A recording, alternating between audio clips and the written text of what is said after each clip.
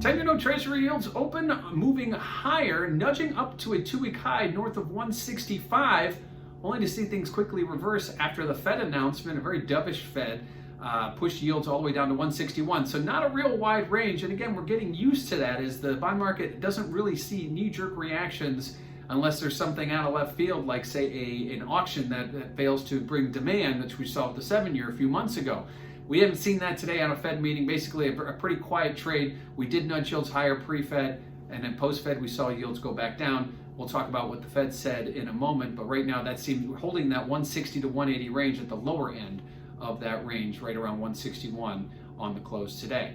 Now, what does that mean for volatility? Well, if you check out that CVol index over at cmegroup.com, you'll notice that volatility continues to trend lower in the Treasury space. And as yields kind of hold that range, we should continue to see volatility remain very tepid, possibly continuing to leak to the downside, at least until there's some event that comes out of left field or the market gets shocked. But the bond market right now is doing what it did last summer, and that's kind of waiting for evidence. They're not really trading on expectations the way we see in equities and some commodities.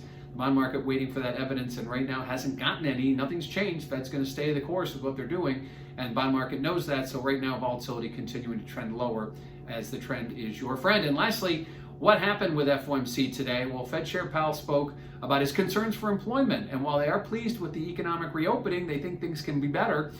They are not concerned with inflation, which is a surprise. If you look at a CRB index chart or you look at some of these yield spreads, you'll notice that they are in fact pricing in inflation, but the Fed says this is a transitory phase, and they are not concerned with it. Obviously not seeing the wage inflation that typically joins with an inflation scare. We haven't seen that yet, but Fed Chair Powell is concerned about the economy. That's why we're going to see yields creeping back here a little bit post-Fed.